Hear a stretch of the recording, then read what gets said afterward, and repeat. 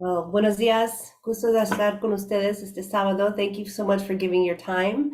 You may not recognize me. I'm a new member of the board. I am also a new vice chair for the awards committee. The idea is to help kind of bridge the gap between los hispanohablantes and the English speakers so that it feels less like a competition between us and you and us, us and them, and feels more like one big contest. We know that there are a lot of questions out there. I work for NBC Bay Area and Telemundo 48. I've been with that station for 18 years and part of the duopoly since it launched a couple of years ago. I've been in news for more than 25 years. I've worked in Fresno, though I didn't get to work with Jose Munoz. I've worked in El Paso. I've worked and I worked in Grand Junction, Colorado as well. So I had a lot of experience in bilingual markets. I do work for the English station, but I am a contributor for Telemundo 48, and it is always such a joy to do that because it really stretches me, and I know that am able to help provide more resources for our station. So muchas gracias de darnos su tiempo esta mañana. Vamos a grabar esto por si acaso no pueden asistir en persona, y si tienen preguntas, you can reach out to me and I'm happy to reach back via any avenue. We've been posting these invitations on social media as well, so hopefully we'll be getting more content to our social platforms. We know that there are a lot of questions regarding entering the Emmys. I have them too. As I have told the board and the governors, I'm a never a bride, always a bridesmaid. I've entered over the course of my career and I have yet to have a statue. So I can attest to how hard it is to win sometimes. And I would like to see more transparency with the rules and the regulations so people feel like they really are having their best chance once they enter. We're trying to make things more efficient as well and just make the guidelines just more clear so that there's not more back and forth. People can just go forward with their entries and whatnot. So I'll mention Jose Munoz is here. He is a longtime governor, committee member, photographer in Fresno, also bilingual, so he can answer your questions, works for Univision. And our other awards committee members here, Toby Mumtaz, who is a governor alternate and heads up the education group, which is a really strong group and a great resource, especially for some of our younger members. PBS Sacramento is where you can find him. Devin Feely is here from KPIX 5 in San Francisco, and I'm impressed with how much experience he has in this awards committee. So I'll be going to him for a lot of questions, I expect. Steve Schlisky is our activities and programs director. He is our chair, I should say. He comes to us from Laney College. Paula Young is with us from Hawaii, really bright and early. Thank you, Pamela, for joining us this morning. One thing to know about Pamela, she judges the most entries pretty much out of everyone. That's what I've heard. I'm going to try and keep up with her, and I'm going to encourage you guys to try and keep up as well, because judging is such a critical part of this contest. Paula Markeski is at KGO, and as Wayne says, there's nothing she can't do, and I've just been impressed with her calm and the depth of her questions and the fact that she seems to really truly want to understand the issues behind those questions as well. Priya Clemens will join us, I think, a little bit later. And I just want to say good morning to Janice Edwards, who I used to work with in the Bay Area so many years ago. Janice, you haven't changed a bit. Hi, Chris. Nice to see everyone. Glad to be here this morning. Hello, nice everyone. To see you. I'm happy to answer questions in English or in Spanish. I don't speak Spanish in my day-to-day job or work, but I do speak Spanish with my colleagues in the newsroom. We're just one big newsroom. We share resources, we share an assignment desk, we share photographers, we get sound bites for each other. So I still feel like I use it fluently. I also lived in Venezuela as a kid, so I have a soft spot for my Venezolanos and my Mexicanos. I'm actually Mexican. My family is from Chihuahua and from New Mexico, and my kids are fully bilingual. Wayne was a big part of the reason why I'm doing this. He identified the fact that, perhaps it would be helpful to have somebody to bridge not just language, but culturally. So ojalá, I am not going to disappoint you guys. So please reach out if you can. And I'm going to toss things over to Wayne, who's going to explain why we felt like it was so important to have this meeting in particular for Hispanohablantes, our competitors in the Spanish category. Good morning, and thank you for giving a part of your Saturday to do this. And thank you, Chris, for agreeing to do this. Chris is awesome. I think he's going to be more awesome. And thanks to all the board and committee members who are here today. We actually have more committee members than we do guests thus far, but hopefully we'll get some more before long, because this is important. It's really important. The Spanish contest has been a part of our chapter since 2006. We couldn't imagine this chapter without having our Spanish participants. Emmy night wouldn't be the same without our Spanish participants. That's just the way it is. It's organic now.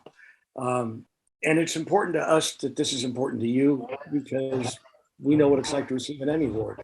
You know, the first one especially, it's one of those highs in life. It's like the first home run you hit in Little League if you're a guy. You know, but the thing is, after you're out of the bases of the Little League, they give you a high five and you're gone. If you win an Emmy Award, it's you get to be referred to as an Emmy Award winner, Emmy Award winning for the rest of your life. They can't take that away. And it is an honor, because the Emmy recognizes excellence, and it's excellence recognized by your peers. It's an accolade. Yeah, you can put it on your shelf, but it's more than that. I mean, since we started the Spanish Emmys in 2006, we've had 851 nominations. We've given out 434 awards, and I dare say probably many more than 1,000 statuettes, because many of these awards go to more than one qualified person. So we've made that commitment. But you know, please pardon the use of a cliche. There is an elephant in this room, because the Spanish contest over the last few years has been losing support, and that hurts it. And it hurts us to see it hurt. In 2018, the Spanish contest peaked. There were 215 submissions, and they were awarded in 31 categories. Last year, from 215 submissions, we had 124 and gave awards in 22 categories. Things are supposed to get bigger, and they're not supposed to get smaller. So we are here today, all of us, because we care about this contest. We've asked you here because we want to hear your concerns, your questions, your suggestions. We want to help you in any way possible, and hopefully get our contest headed in the right direction. Ultimately, that will be up to the people who participate.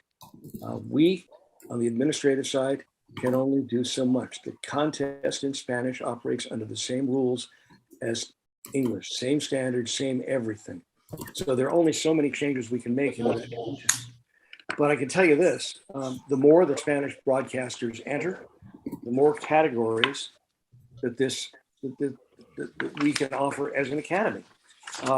And the more that you, and I'm going to hit these things over and over again, the more you as a contestant judge, the more you will see firsthand what might resonate with a country elsewhere.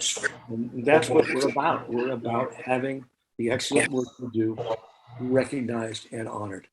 This is my 6th year as the chairman of this awards committee.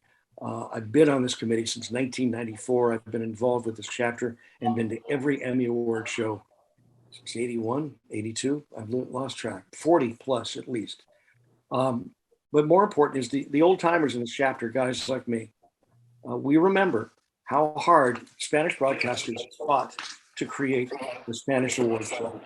And it was hard. And Darryl's going to tell you how hard it was to compete in Spanish before this happened.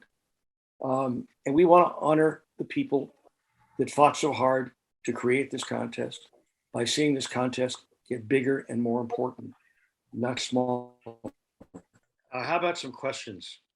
I know you have questions. And I think there's a new generation of journalists that have a different perspective of how it works, or how things works and how things are qualified, especially on how pieces are structured and put together.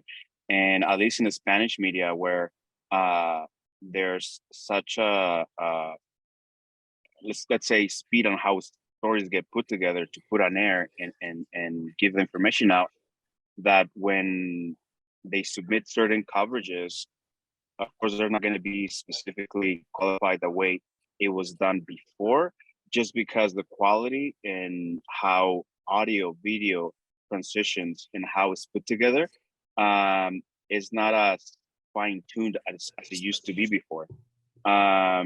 So at least that was one of my perspectives that I've seen from some people, and talking to some of my peers that I used to work with Telemundo, both in the Bay Area and Sacramento.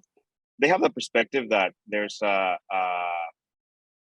preference for certain, entries, or they have biases for certain entries, but I don't think they understand the process, what you just explained.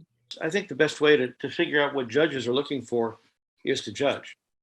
I mean, I didn't receive an Emmy for 3 years, and I thought I was doing great stuff, right? I must have judged and judged and judged and judged and judged, and you began to get a sense that you're not going to get an Emmy for doing your job on a particular day. So there's something about it that has to be unique, something about it that has to be, in a lot of cases, it has to advance the medium. Maybe it's something you've never seen before, or maybe it's just really solid under a stressful situation. Now, you talk about the demands of your daily work. We faced the same demands, at least I did, at ABC 7. I mean, I was doing 2 and 3 stories a day, 1 hour a piece. I was writing these things in 10 minutes, literally. So that's a universal problem. And there are times when you submit work like that, the judges are going to recognize that, and they're going to give you the nod because they see what you were up against.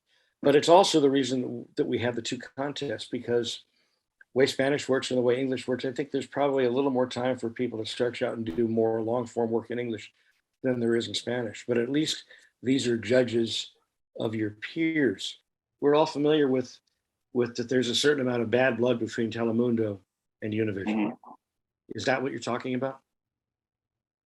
Like, I was talking to one of my colleagues here, and he's like, no, I feel like, Univision here has a lot of leverage in, winning and this and that. And I'm like, well, no, it's just, you have to understand how the system works to be selective in the pieces that you're going to put in, We don't select our judges based on whether they work for Univision or Telemundo. Even as the awards chair, I have no say, and I don't want to know where this stuff is being judged. I do know that when Darryl does this, he tries to find like-minded judges for like-minded categories. And they don't go to one market, they go to several markets. Mm-hmm. And so you're getting a whole bunch of people. It's not just one bunch of guys in a room anymore eating pizza. It's people all over the country looking at these categories. But to get on the other side of bias, if we suspect that a judge does have bias, we're going to throw that score out, which is why we have so many judges. I mean, every year Darryl he doesn't just look at the scores, he looks at the scores that made the scores and the tendencies of certain judges. Darryl, can you quantify how many judges and how many different markets touch an entry? Yeah, and that's something we really worked on the last couple of years to improve. Up until 2 years ago, actually last year was the first time we really went for it, and that is that the category would go to a single market, and they would get 7 judges from that market, and the stipulation says only 2 judges from each station. So you didn't, but in the Spanish side, when there's not that many out there, it was kind of limited. So you had more judges from the same station looking at it, but each category would go to just 1. And then 3 or 4 years ago, we started to go to 2 markets with the Spanish and have each category go to at least 2 markets. That helped. There are certain markets where I think like San Diego is a Telemundo market only. And, the Spanish contest originally started with Suncoast or Florida. And then when Texas came in with the Lone Star chapter, and San Francisco are the 3 chapters that really have the number of Spanish stations that allow to have a contest amongst the Spanish judges. In many of the other chapters, you may get 1 or 2 entries in a category in Spanish. And as you've seen, those of you that have judged, and I know Victor's been helpful with judging for us, that you'll see that you're getting 2 entries in each category and a panel that is put together. Those scores are then sent back to their accountant to be judged. But this last year we went to 4 markets with Spanish. So each category, and the categories do have roll-ups. So we try to have about a 2-hour judging maximum for each panel.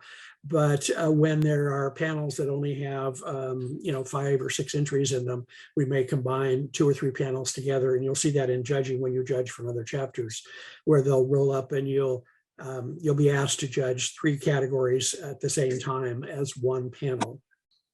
Tamara had a question.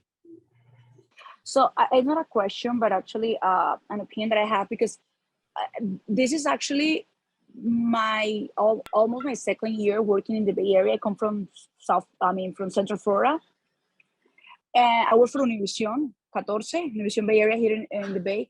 So what I've heard, from peers in different, the other states, it's like they usually do that. They're kind of biased, and it concerns me but the issue is that I've heard from peers like, oh, you know what? I sit down, I just check, I put it, I leave it on, I leave the video on. But if I see that they're from Univision or they're from Telemundo, whatever they work for, I just, help them. We don't even know who judges. The best way to tell who judges is maybe who you're judging the year before, because it's often goes back and forth. We are usually reciprocal. But this whole thing with television and with Telemundo and Univision, that is nothing we can solve. That's something that Univision and Telemundo needs to solve, this distrust. It makes our lives more difficult, but there's not much we can do about it. And that's something you need to work out. But no, there's no way that you can enter this contest and know who's going to judge it. No one ever has. And you will never know what you scored. We will never reveal that either. Because I do think it's all blind. I do think what's different in previous years is that, now it's not just one market judging us, it's several markets. So at least that's to me, that made me feel so much better, because sometimes even, in the English competitions, it's like, oh, it might go to a market that doesn't have the same, political sensibilities or, cultural sensibilities, and then they might judge us harshly. And this way, at least it's going to a couple of markets, so those biases are not so prevalent. And I think that's where like my comment about involving management within the academy, to bring in the culture, bring in that responsibility that Tamara mentions, that Paula mentions, and having not only an understanding of the quality that we're looking for, but the responsibility carried doing those judgments. So can I just make a point for Tamara that I don't know if it's helpful or not, but I was surprised to hear that in the English categories, there are 69 different TV stations and production companies and web-only things, 69 for those judges to come from, right? In Spanish, there's only 9. So we are going to continue to run into this problem. I think Victor has a good point that we have to say, look, that you got to stop doing that, because we don't want that kind of prize. We don't want that kind of award. This is my personal opinion. This year, I didn't send anything that I actually said, okay, I want to send this to the Emmys. It was my station. I spoke to them, and we chose what stories, but I didn't feel that happy about sending my work, because I said, what's the point of just being going to a category that I'm just gonna be judged with people that do stories in the same language that I do? Because for me, I feel like in English, I don't feel competition with people that do, what I mean? I feel like competition would be with everyone, even English speaking stations. This has come through before.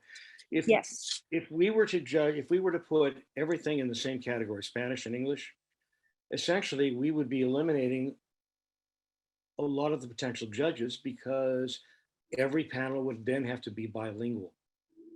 So the only people qualified to judge would have to be able to speak Spanish and English.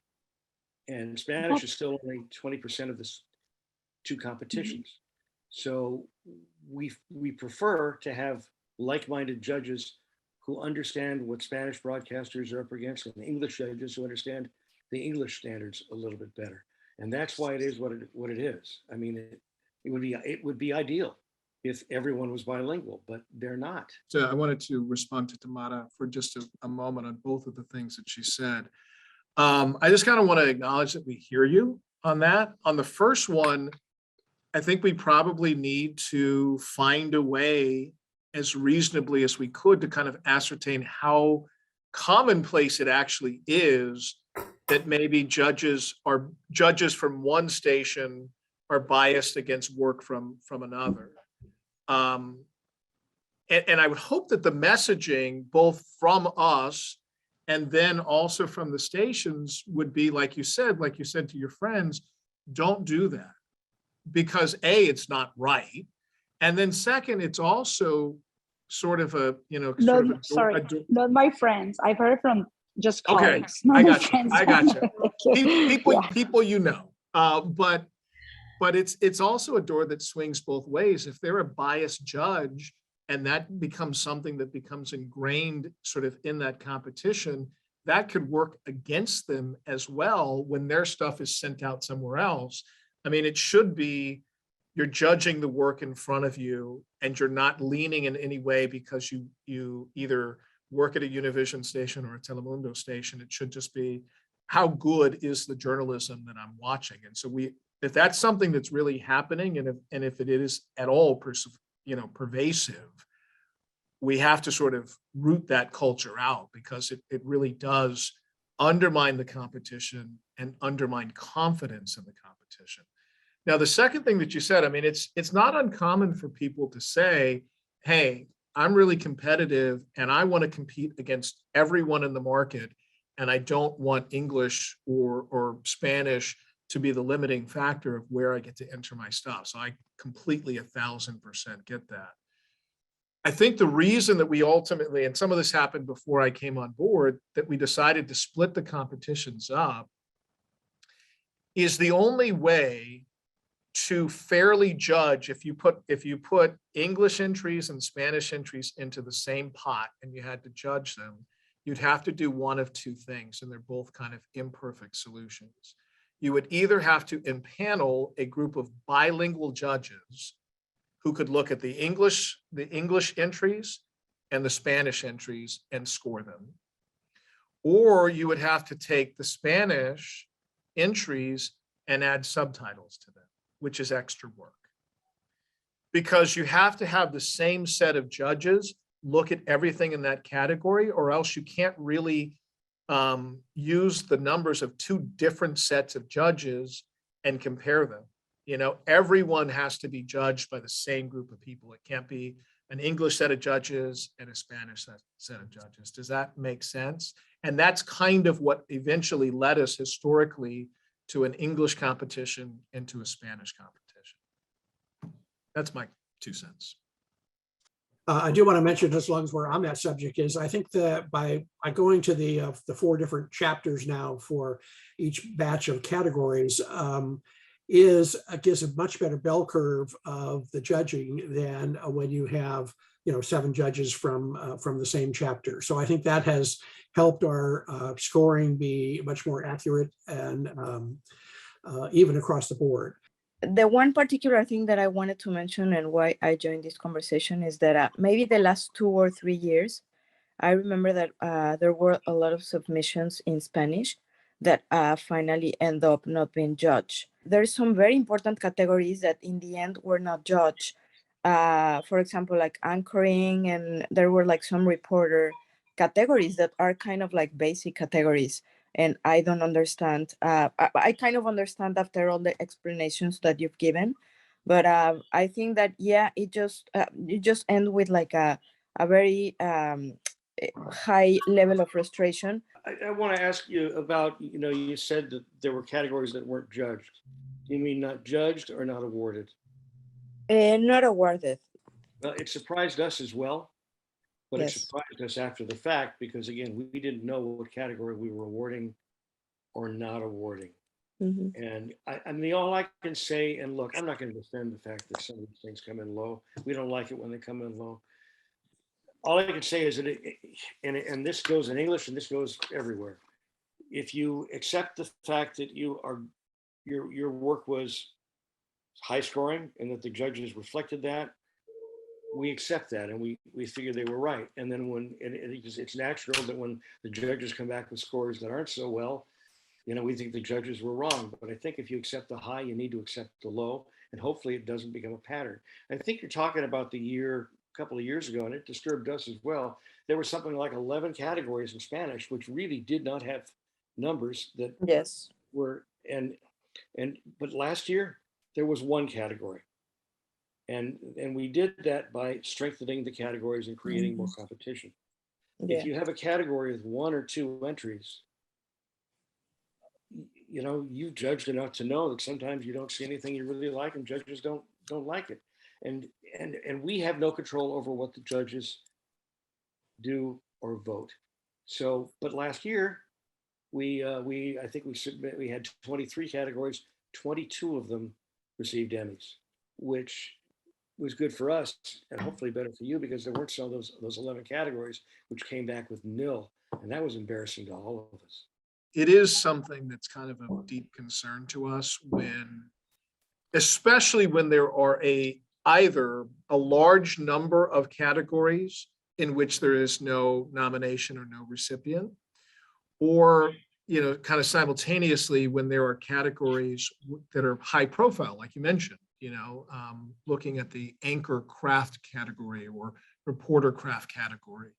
Because I think that people, obviously everyone that puts something into this competition does it with the belief that it has a chance to win. And if not them, then someone else, right? Like maybe not me, but one of my peers. And so then when nothing is awarded, I think there's a lot of confusion and sometimes hurt feelings, and maybe a little bit of bitterness kind of creeps in there. But what I would ask you to think about in terms of, the awards committee that's sort of administering this program, when the scores come back to us, and it's basically, it's just like a test, right? It's like a 90 or above is an A, and somewhere in the 80s, a high 80s is sort of a B+, and that's what easily gets awarded in this competition. If for whatever reason the scores trend lower than that, you're talking about something in the 70s or in the high 60s. What are we, the question I would ask is what are we then to do with, a 69.5? Because ultimately that trophy or that statue that people go home with is supposed to signify excellence. And I know that it is a little confounding when, you look around and say, I know that these people, these anchors at my station or the other station, they're great and they do great work day in, day out. So how could there not be something that's worthwhile or worthy of a nomination or an award, amongst the work that they submitted? But we're kind of beholden to the scores of the judges. And if the judges' scores come in low, we can't really in good conscience override very low scores and give an award because we don't want to hurt someone's feelings. Last year in Spanish, the one category that did not receive a nomination that surprised the heck out of us was video journalist. And Darryl will attest to the fact that once that thing came out, and I had a couple of phone calls from competitors, I went back to Darryl. I said, can you please look at these numbers? Was there a mistake? Was there a bad judge? Is there anything we can do to elevate this group of scores and within legitimacy of our contest? And there wasn't, and that was really hard on us. As for best practices for entering the contest, I've written a number of articles on suggestions for how to submit an Emmy Award winning entry, and I'll talk to anybody one-on-one on the phone, or I would refer you to those articles. I remember I had a sports anchor in Denver in Telemundo. It was his first time submitting, and he was putting together a reel. Obviously, he had no sense of how to put it together. And I kind of coached them, what's your material? What do you have? Okay, what are you going to add? I coach him pretty much into putting it together, the quality of the work that he does, because he was a great anchor. We need something that is going to highlight you. So, going back to be able to have that, lead in a newsroom that is going to coach both reporters, anchors into this is what judges are going to be judging you on. Submit your best stuff. Because I feel a lot of people just submit stuff because it was a great coverage. Yeah, it was a great coverage, but you got the right shot, you got the right audio, you got the right angle. Just what Wayne mentioned as well. Anybody on this committee, anybody in this room will be happy. I won't tell you what to enter. For example, I'm going to get a lot of calls for the course of the year. I mean, the thing about this position for all of us is we hear a lot of complaints. We deal with a lot of complaints, and most of the time we're telling people stuff they don't want to know. But around Emmy time, the best part of this job is getting calls from people like you, and Maria and Tamara, and asking me, okay, what can I do? What would work? How would be the best way to structure this? Because if you're on the awards committee, you're also a coach. Okay, you're a coach, and I'm not going to sit there and prejudge it, but we are here to help you present the most effective award.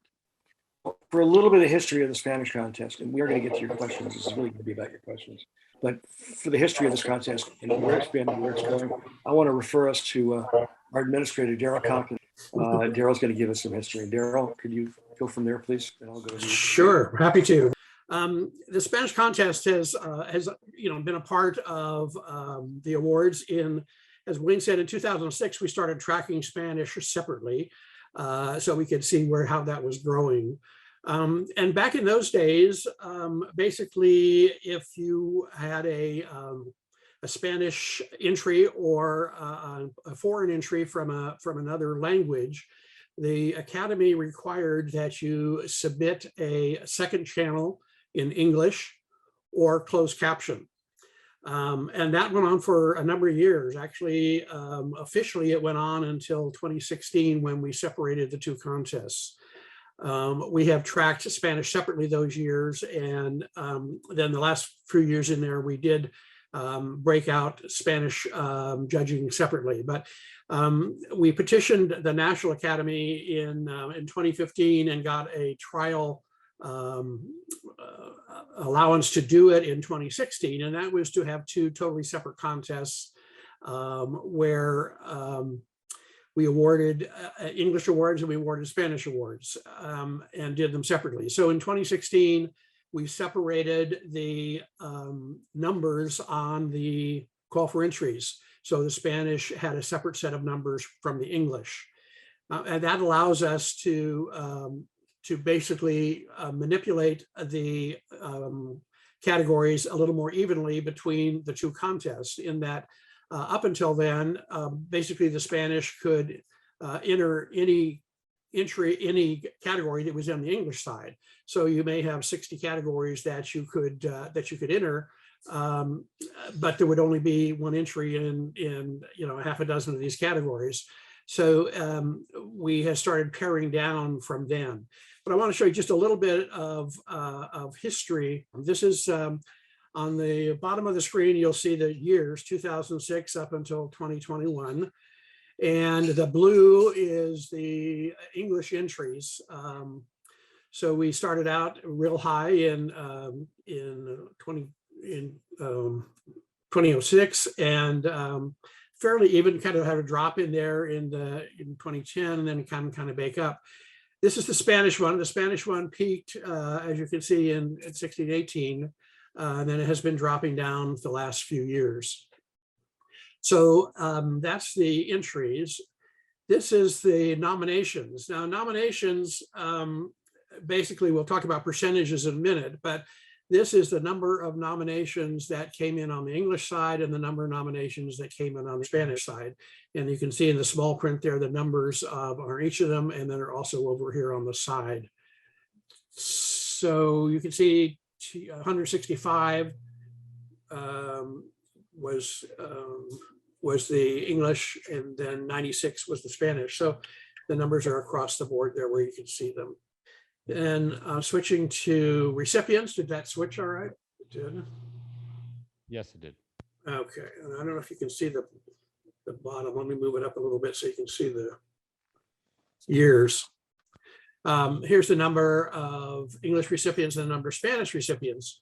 And you can see kind of the overwhelming number of Spanish compared to the English. And that's where we kind of run into trouble with national and with other chapters, in that the percentages that are required are suggested from the National Awards Committee is basically between 25 and 30% on nominations, and around 10% to a couple more than that in the recipient category.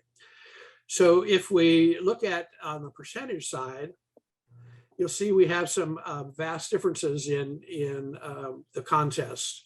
So the gray on the top is the Spanish nominations, and the blue is the English nominations. Is that correct? Yeah, blue is English nominations. Then the bright orange is the English recipients. So you can see the English side is on that 10% is fairly close there. Goes from 7, 9, 8, 9, 10, 9, da, da, da. It's fairly flat all the way across. But the gold Spanish recipients is, in proportional way out of line to where the English contest is. And that's because of the number of categories that are issued and the number of entries that we have in each of those categories. So that's the part where when Wayne came on, he's been trying to bring those numbers together, which, as you can see, through the last 6 years that Wayne's been chair, that we're getting a lot more closer to this 10% line than we were, back up in here where it was kind of all over the board. So I think we're making progress along there, and I think that we will continue to do that as we go along. And the thing that made that possible was the fact that we could basically roll up some of the Spanish contests where there was a number of entries. And then this last year, we got into vetting where we had to have a minimum of 4 or 5 entries in each category. And with that, basically, we had to roll up, and we'll get into that more when you have questions. Just quickly to give you a real overview of the way the contest works. As you know, that the contest is open on December 1st for entries to come in, and those entries come in until the second week of January. And it's all done online now. And that's the other thing that has really sped up this contest and made it a little more feasible. For years back when we started out with 2-inch tape, and we had to go to a TV station and have them do playback, and we had conference rooms where we brought pizza and everybody sat in the same room and judged the entries.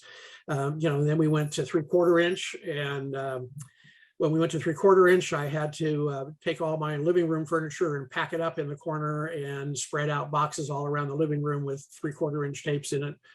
Then we went to 1/2 inch tape, and the same thing. And then we went to DVD, and I could put 2 bookcases in the office and with boxes of DVDs, and that worked very much. And then, of course, we finally went online, where everything is done online now, which makes life a lot easier. So on those early days, we used to bicycle the tapes around. We would send them to another market, and they would buy pizza and have people judge in their conference rooms on a piece of paper. And then they would FedEx those score sheets to our accountant. And then we would put those scores together and come up with the nominations and recipients. When we automated the system with Emmy Express, basically all that is now done online. So you judge online. Many of you have judged, many of you have not judged. And that's one of the reasons we're meeting today, is to try to encourage more Spanish entrants to be judges, because you get to see what the other stations and the other regions are doing around the country, and help them out with their Emmy Awards the way people help us out judging ours. So if you judge online, basically you come up with a screen that shows you the number of entries in that particular category. You click on the entry and the video comes up with the description that was submitted on the entry form. And you view it. When you've viewed a certain percentage of that entry, the score sheet pops up on your screen, and you score the entry in up to 10 points for content, up to 10 points for creativity, and up to 10 points for execution. So 30 points, you can go from 3 up to 30 on scoring. So you score that entry for those 3 categories. In the craft awards, it's only 2, there's no content, so it's just creativity and execution. Those score sheets, then when you finish judging that particular panel, it says submit ballot or certification that you said these are my final scores, and you send that in. That goes directly to our accountant. The accountant then takes all of those scores and puts them on to what we call a blind score sheet. So blind scoring basically is a system of taking the minimum of 7 judges, there could be more than that, that judged each of the entries in a category, and taking those total points. So if there were 7, they would add up the 7 judges' points, and then they would divide by the number of judges that judged that category, if it was 7 or 8 or 9, and they would come up with a mean score for that particular entry. And that mean score then is changed to a percentage and is then added to the blind score sheet. So the blind score sheet, basically, we give different names to the categories each year. But as you can see from what's on the screen is that you don't know if Adam is the anchor news category, or breaking news, or public affairs, or promotion, or sports. You have no idea what category that is behind it. You'll also see 10 scores, and that 10 scores, basically there could be 20 or 30 entries in that, but we only show the top 10 scores. The other thing that has changed over the years is that we used to make everything basically vanilla by putting 10 scores for every category.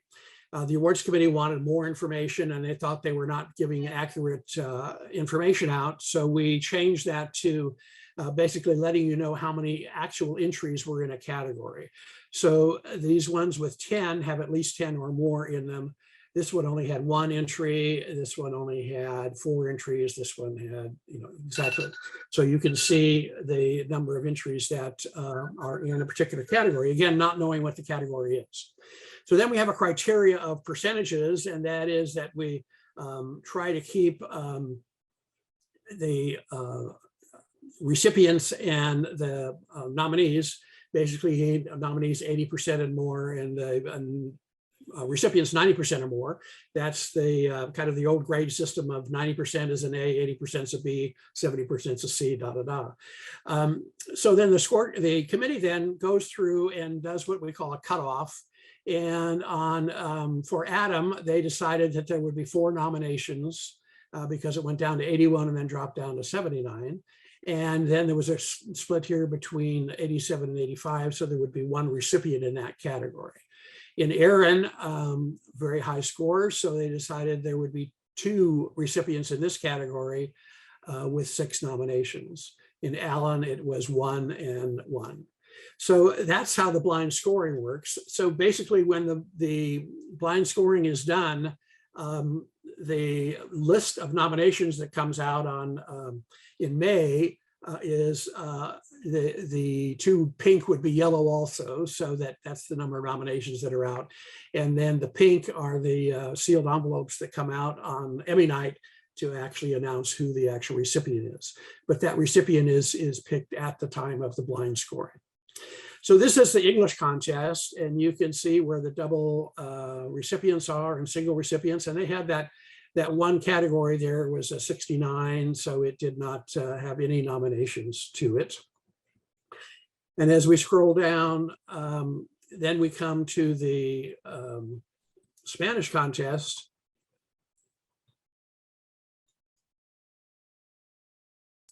And the Spanish contest, you can see it's a little sparse as far as the number of entries in each category, and then where the cutoffs are as far as nominations and recipients. So there's kind of a major jump between what the judges felt was the top score and the secondary scores. So we have a number of categories where there was one recipient and one nomination and one recipient. That varies depending on the category. Where here there was 4 and 1 and 3 and 1 and 3 and 1, 2 and 1. So that's where you can see where the differences are. There are a number of categories that were very low at all. And then just to give you a quick summary at the bottom, and I don't want to spend too much time on this, but this is where we talked about the 90 B and A, 80 B and B, 70 a C. Now you can see the difference. This is last year's blind scoring. The differences in between, or this is 21. The differences between the Spanish and the English as far as what the highest score was, very high there. The lowest score, and the number of nomination scores right in the 80s. Then the number of triple recipients, double recipients, single recipients, number of nominations in each, the number of categories, 68 to 43, number of entries, 176 to 75, 195, 45. You can see where the different percentages end up there. So I hope that that helps in letting you know what goes on behind the scenes in when you come to Emmy night and that envelope is opened and you see where it comes from. Wayne. How about some questions? You know what I find very concerning? It's I feel like I understand this is just a local chapter, but that should be a national initiative. You know what I mean? Like, what about the diversity committee? I don't know. I'm not very familiar with the Emmy committees, but I feel like there should be a better approach to bilingual journalists, because there are a lot of bilingual journalists here that should be able to judge in both languages, especially in Spanish, in order to have both works in English and Spanish under same categories. Well, there is a national committee on diversity. Pamela, you raised your hand. I remember when the two contests were combined, and there were so many people on both sides that felt that it was unjust, because the English judges seemed to think that the Spanish judges favored the Spanish entries, and the Spanish entrants felt that the English judges did not understand their cultural nuances and the issues. So, they were separated primarily to keep the contest more fair. And as far as the issue of how to enter, the best way to figure that out is to judge, because then the standards in the other markets that are judging us. And you also know their understanding of the categories, which is another point where people get it wrong in their entry process. And you'll just see how people who win do it. And that's one of the problems we have. We don't have enough people on the Spanish side volunteering to judge. There was one other topic that Maria mentioned in terms of why can't there be more categories? And I've got two things to say on that. First of all, we have to have the smaller number of Spanish categories because we have, as Darryl said earlier, we have the smaller number of Spanish participants. Devin, you did the math on this, right? Did you ever figure out? I mean, we when we started off in the English contest, we had 12 categories because there weren't very many people. As demand rose, the number of categories rose. Devin, you've looked at this, right? Yeah, and I wanted to first address a couple of things that Tamara had said. So, like I said before, I mean, I hear, and it has been something that has been expressed before within the awards committee of people saying, I don't want to compete against just a subset of all of the journalists working in our region, only the people that are working in Spanish. I want to compete against everyone. I want to compete against everyone. And then if I win, then that's really sort of a feather in my cap, because I'm competing against everyone that is producing work in this region. But the only thing that I would say is that while I understand that, what we would also need to sort of figure out or explore is how common that desire is, right? Because if most of your coworkers and colleagues, would prefer to compete within their own language, then unfortunately that kind of makes you a little bit of an outlier, if you kind of understand that. And what I was saying before about the fairness of judging is not that we could not find sufficient bilingual judges to judge a unified competition. We probably could. It would be an effort, because sadly the thing is that in English and in Spanish, only a small portion of the people that are entering the competition actually judge. So it would be a challenge, but we probably could do it. But if the criteria to judge a unified competition was you had to be bilingual, that would exclude anyone who only spoke English. Those people would no longer be able to judge a unified competition, and that would also leave a lot of people out. So sometimes as we sort of explore these issues, we're left with imperfect solutions, if you can kind of understand that. But yeah, but go ahead. yeah, no, but isn't there any way that you can actually, because you can just under the same category, can you just have like either the ones that are in English be judged by people that only speak English, and the ones that are in Spanish people either bilingual that only speak Spanish? Because how do they make it happen in other chapters then? I'm just kind of confused about that. I'm sorry. Well, I think what other chapters do, to be perfectly honest, is they sort of at the awards competition, they give you a little bit more of an appearance, which is really largely an illusion of a unified competition. And behind the scenes, it's actually two competitions. I mean, that's the honest truth. Let me say two things. And first of all, again, it has to do with the size of the competition.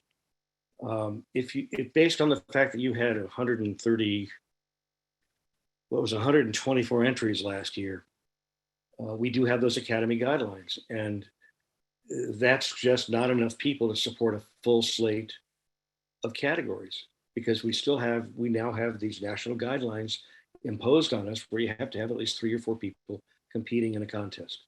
Yeah, and I know it's like, it doesn't make any sense, because on one hand we're saying excellence, and excellence is excellence, but on the other hand, and we asked about this at the national meeting, they want competition, and by competition, they want context. So let me throw out a question, and because this has been mentioned before, there's no immediate move to make it happen, but it's been discussed, and it was discussed this year at the national awards meeting. If you want more categories, we need more competition. How would we get more competition? And if you're frustrated in our region, imagine what it's like being a Spanish journalist in Minneapolis or Seattle or Milwaukee or farther northern areas where there's hardly any competition at all. But there's been talk, and it just goes around, of instead of having a regionalized competition like we have now, make it a sectionalized competition. You would have East, you'd have West, you'd have Midwest. And probably Texas would be alone, and the South Coast of Florida would be alone. Would you rather compete against people in San Diego, Seattle, Portland, San Francisco in this region, Phoenix, or would you rather keep it local? Because if you want more categories, and you want more categories, we want more competition, and they go hand in hand. Would you think if the Academy were to offer you that option? In my opinion, I feel it goes back to bringing in education, bringing in people understanding how the system works and how the process, the rules, and having a lead in the newsroom that understands the system really well, and people like Tamara that understands the quality of something, but also incorporating those rules that are already in place. But being able to have somebody that can have control within a newsroom by chapter, because we know we have that the chapter lead, or what was the full title? I'm sorry, I missed it there. But somebody in the newsroom that can disseminate everything that is going to be submitted, regardless whether it's going to be paid by the station or by the individual. Somebody that can answer, do a Q&A per newsroom. Because I feel like another challenge that is coming into the the Spanish media also is that there's a lot of quality journalists coming in, for example, from Venezuela, that are starting to work in a lot of Spanish media stations. And they have quality work, they have quality presence, and they do their job. But it's a whole new system on how a piece might be structured, how a coverage is going to be structured, and how it's going to be judged. And then when they get judged low, they're like, what are you talking about? I'm good. Yes, you're good.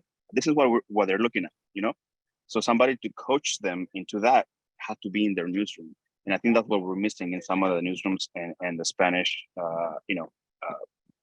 TV stations around the chapters. It sounds like you're doing now what I'm doing in retirement. Can I pop in for 1 second? I want to answer Tamara's question on the bilingual panels. Just as an example, diversity last year, if we were to make that a bilingual panel and have bilingual judges judge it, there were 44 entries in English and there were 7 entries in Spanish.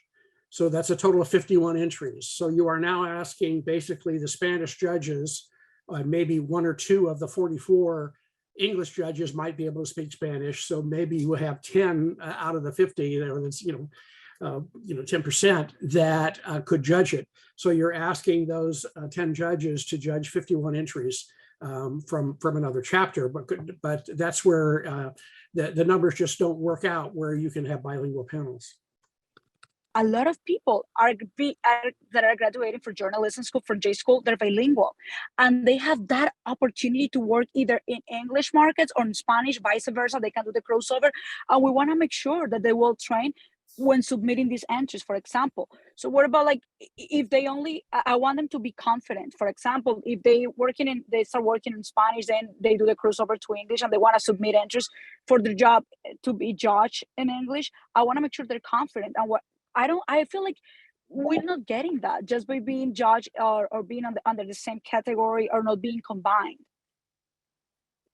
I don't know if you guys, if we look at the chapters that sent us, like Chicago and Philadelphia, that sent us 2 Spanish or 3 Spanish panel or bilingual panels to judge.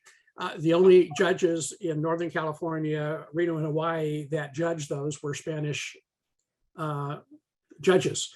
There was not a single, other than Chris, who works at NBC, that basically volunteered to judge on the Spanish side. So we only have 1 or 2 people in our membership that are on the English side that are bilingual that could speak Spanish. Patty Zuba was on earlier. I don't know if she's still here, but she's another one of our English board members that speaks Spanish and helps out every time we need Spanish judges. But we just don't have the number of judges when we get these requests coming in from other chapters to fulfill the needs, especially on the bilingual ones. Right, but based on that, then I'm a member. I'm not a chapter member, but how can I contribute or help you guys to do a better job at approaching judges or bilingual judges? Yeah, you can help us recruit judges when that email comes out that says we're judging X chapter and we need so many judges for each of these categories. The requirement is that you need to be a peer judge. In other words, you need to be in the business of promoting or doing a production in the category that it is. If it's a reporter, you need to be a reporter. If it's a photographer, you need to be a photographer. You do not need to be a member of the Television Academy to be a judge. You can submit a note to me and I will set up an account for that person that can be a judge, and they can have a judging only category. There's no fees involved in it and they can help us judge. So it's the peer factor that you work in the industry to be a judge. Membership is not required. So Darryl, in your membership roster, do you have any way to identify people who are bilingual as judges, so that when you have to reach out to find additional judges? Yes, on your dashboard, when you fill out your preferences on the membership form, there is a language question on there, and you mark down what languages you speak. So I did a sort on everybody that speaks Spanish, and they are the ones that got the invitation to today's entry, and that's where we have some people that are not working at a Spanish station that are still on the call. Yes, we do track that. When I went through that list, I found a bunch of people that work at Telemundo and at KDTV, or not KDTV, at Univision and Telemundo, that did not mark language preference on their membership form. So if they were a reporter at a Univision station, I went ahead and marked them as Spanish speaking, because they had to be able to have that job. So it would help if we get people to fill out the membership form more accurately and give us what language they speak. That would definitely be helpful. The reason that we decided to hold this meeting is because we had reached a point of diminishing returns on the Spanish side. And if there's one thing that we hope that everyone sort of takes from this meeting and takes back to their newsroom and communicates with their friends and their peers, is that the amount of participation in any given year is directly linked to the number of categories, to the size and the footprint of the competition in future years. And what we're hoping is you take back the message to the newsroom. Look, the NATIS and the awards committee really wants us to participate. They understand that there has been a complicated history in recent years, but we are trying to encourage participation, earn people's trust, open lines of communication. And we're asking you guys to take a leap of faith, to enter the competition, to help grow the competition, to help reverse sort of the downward trend of entries year to year. And that will open the door to a larger, more robust competition moving forward. But we have to do it in partnership. And that's kind of what we're trying to establish today as a bridge. To finish up, we haven't heard from our president. I know Brooks is out running around today, but would love to hear from him as we conclude today. Thank you, Darryl. And thank you all for having questions and having a very robust discussion today. This contest is for all of our Spanish-speaking stations and people that work in the business to be awarded for excellence. And we hear a lot of the concerns you have. We take that to heart. We also have been disheartened by the lack of participation. And so our hope is that in the coming weeks and months, we'll be able to communicate better, but also you can put some trust in us that we are doing our best to make sure that this contest is fair, that you understand the process, what goes into it.